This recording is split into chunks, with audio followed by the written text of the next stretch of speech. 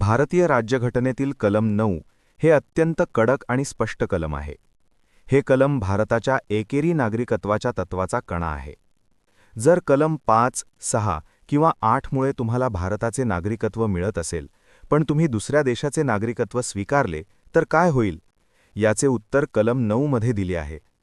मुख्य नियम: नागरिकत्वाचा अंत. कलम 9 नुसार जर एखाद्या व्यक्तीने स्वेच्छेने म्हणजे व्हॉलंटरीली कोणत्याही परकीय देशाचे नागरिकत्व स्वीकारले असेल, तर ती व्यक्ती भारताची नागरिक राहणार नाही.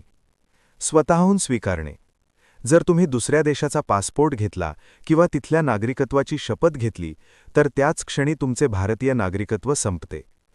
कलम 5, 6, 8 वर प्रभाव: जरी तुम्ही कलम 5 नुसार भारतात जन्मला असाल किंवा कलम 6 नुसार पाकिस्तानातून आला असाल, तरी परकीय नागरिकत्व घेताच तुमचे हे सर्व अधिकार रद्द होतात. एकेरी नागरिकत्व म्हणजे सिंगल सिटिझनशिप म्हणजे काय? जगातील काही देशांमध्ये, उदाहरणार्थ अमेरिका, दुहेरी नागरिकत्व चालते. म्हणजे तुम्ही अमेरिकेचेही नागरिक असता आणि त्याचबरोबर अमेरिकेतील एखाद्या राज्याचे नागरिक पण असतात. म्हणजे तिथे 2 नागरिकत्व पद्धत आहे. पण भारतात तसे नाही. भारतात तुम्ही फक्त आणि फक्त भारताचेच नागरिक असू शकता. एक व्यक्ती, एक देश, एक नागरिकत्व हे भारताचे धोरण आहे. 3. कलम 9 मधील महत्त्वाचे मुद्दे, की पॉइंट्स. संविधान लागू होतानाचे नियम. हे कलम प्रामुख्याने 26 जानेवारी 1950 रोजी अस्तित्वात असलेल्या परिस्थितीसाठी होते.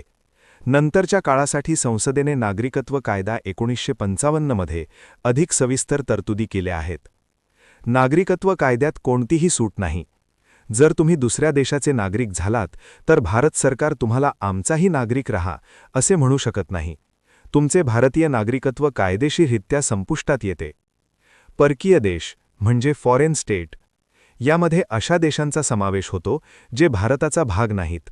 मात्र त्या काळी राष्ट्रकुल म्हणजे कॉमनवेल्थ देशांबाबत काही वेगळे नियम होते, जे नंतर बदलले गेले.